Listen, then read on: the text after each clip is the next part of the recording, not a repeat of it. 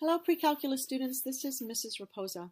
In this video, I'm just going to show you how to model periodic behavior with either a sine wave or a cosine wave, sine function or a cosine function. Well, let's explain what periodic behavior is. It's just anything in the real world which tends to oscillate or go back and forth between maximum and minimum values and keep repeating itself. The tides is a great example of periodic behavior because tides can be high tides and then low tides, and then they just keep repeating themselves. So if we're going to model a graph, and one of the graphs I have right here is you're going to model this graph right here with a sine wave or a cosine wave.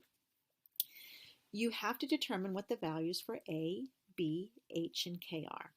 Well, you already talked about in a previous lesson, you already looked at the effects of A and B on the graph of y equals the sine of bx, or y equals the cosine of bx. A determines how high the graph is, its amplitude. B determines the period of the graph, or how condensed the sine wave is, or how, like for instance, if I put 3x here, it's pretty condensed. If I put 0.1x here, it's going to be pretty flattened out. I'll do 0.5x so you can see it. It stretches out a little further. So it has something to do with the period of the function. Period is defined as how far we go on the x-axis for the cycle to complete one cycle, or for it to repeat itself. So for the sine function, for the parent sine wave, y equals sine of x, I have to move from 0, 0 over to 2 pi 0 for the graph to just keep repeating itself. That is one full cycle. So the period's 2 pi. So now we're taking a look at horizontal shifts, or sometimes called the phase shift, left and right. And we're taking a look at vertical shifts, which is affected by the constant k. So let's just take a look back at the y equals the sine of x function. What I'm going to do is I'm going to just say, let's do, instead of y equals sine of x, let's do y minus 2 equals the sine of x. Did you notice what that did to the graph? It shifted it up 2 units. This is the same function as y equals the sine of x, and then add 2. So all my y coordinates are now 2 more than they used to be. So instead of 0, 0, I now have 0, 2. It just moved up 2 units. This function is the same as this one. I gave you the same kind of thing going on here. Y minus k equals a times the sine of b quantity x minus h. If you just add k to this, you get y. And if you add k to this side of the equation also, you just get this. So these are the same equations, really. So what happens if I want to shift the graph? So let's say we want to shift the graph down 2 units. I can do y equals sine of x and then minus 2, and it'll shift the graph down 2 units. Or I could say y plus 2. Just add 2. It still shifts the graph down 2 units. Okay. Let's talk now about a little bit about the amplitude. I just want to discuss something about amplitude. Let me go back to the parent's function. So the amplitude of this function is 1 because a is 1 and b is 1. Amplitude is not the distance vertically from the minimum to the maximum, because that's a distance of 2. The max to the min, that's a distance of 2. The amplitude is actually half the distance from the max to the min. So this is a good formula to use to find out what your A value is when you're given a graph. So let's take a look at this graph. Okay, I kind of did the work here. I'm going to move it out of the way. So I'll show you what I did. So let me move this back over here. I kind of labeled where the min and max of values occur. To find the value of A, I first need to know what the amplitude is. And amplitude is half the distance from the maximum value to the minimum value. Over here, the maximum value occurs when x is 3. And that maximum value is 5. Remember, maximum values are the y coordinates, how high up it goes. The minimum value occurs when x is 7, and that minimum value is negative 1. So the amplitude, or the absolute value of it, is going to be 1/2 the distance from the max of 5 to the minimum negative 1. And that's a distance of 6 units. 5 minus negative 1 just gives us 6, and half of 6 is 3. So the amplitude here is 3. Remember, amplitude is half the distance from the minimum to the maximum. So there's a distance of 3 units in the amplitude. Okay. Let's talk now about period, how I'm going to find B. Okay, that means that, oh yeah, let me get back to this. A is either going to be 3 or negative 3, and we'll talk about the difference of that later. For now, I'm just going to let it be 3, positive 3. But I'll show you what happens and what would happen if it was negative 3. So the period of the function is going to help us find B. So how do we know what the period of the function is? What I try to do is I try to look for the distance on the x-axis, the distance horizontally between two maximums, or the distance between two minimums. If you can see both of them, that's really helpful. So the distance between the two maximums here, this is one full cycle, that's one period. The distance is from where x is 3 to where x is 11 is a distance of 8. In this case, I could actually just subtract 11 minus 8 and I'd get a distance of 8. Or I can count. How far is it from this maximum to this maximum? 1, 2, 3, 4, 5, 6, 7, 8. If I do it down here, I'll still get a distance of 8. From the x-coordinate of negative 1 to the x-coordinate of 7, there's still a distance of 8, so the period is 8. So what I do now to find my value of B is I set 8 equal to 2 pi over B because 8 is the period. So if 8 is equal to 2 pi over B, I can multiply each side by B. Those B's will cancel and I get this equation. What I like to do is I just set up a proportion. 8 is the same as 8 over 1. So if 8 over 1 is equal to 2 pi over B, then 8 times B equals 2 pi times 1. And I get 8B equals 2 pi. I still need to solve for B, so divide each side by 8, and I'll have 2 pi over 8 is my B value.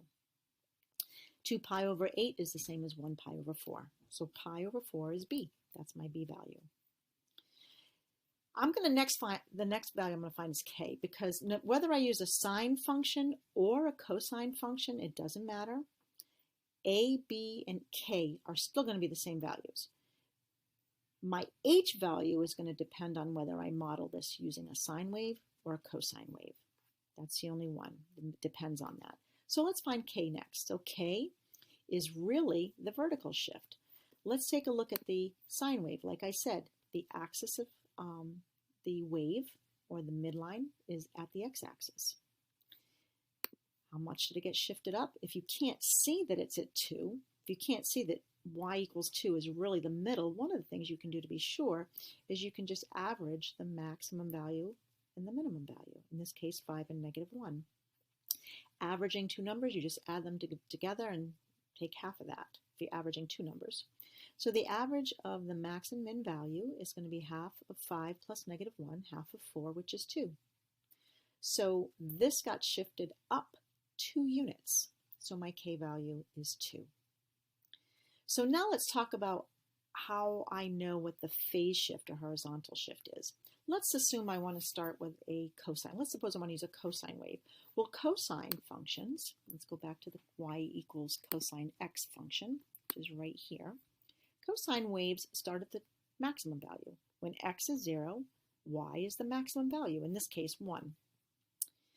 Well, the maximum value over here occurs where x is 3, not where x is 0. So I had to shift the maximum value from the y-axis over 3 units. Like I said, if I just do x minus 3, I shift that maximum value over 3 units from 0, 1 to where it was before to now to 3, 1. So this just got shifted over 3 units.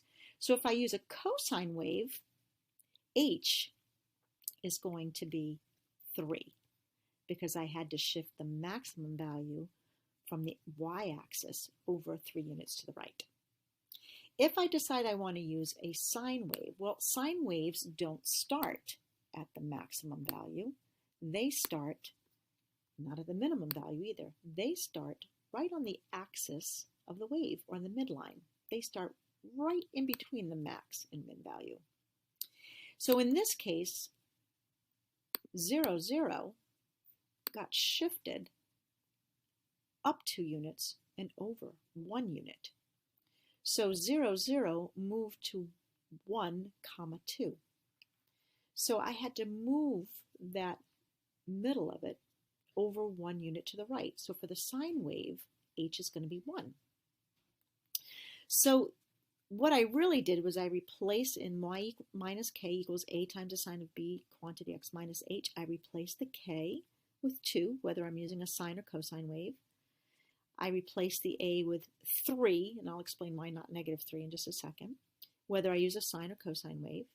I replaced the b with pi over 4, because that's what I got for b, whether I use a sine or cosine wave. The only difference is the phase shift, because the phase shift is different for a cosine function, maximum, than it is for a sine function. The middle of the wave moved over 1 unit.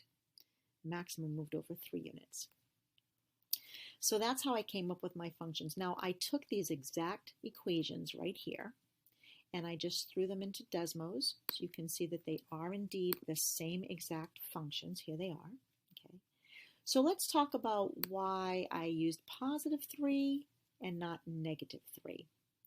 If you look at the parent sine function,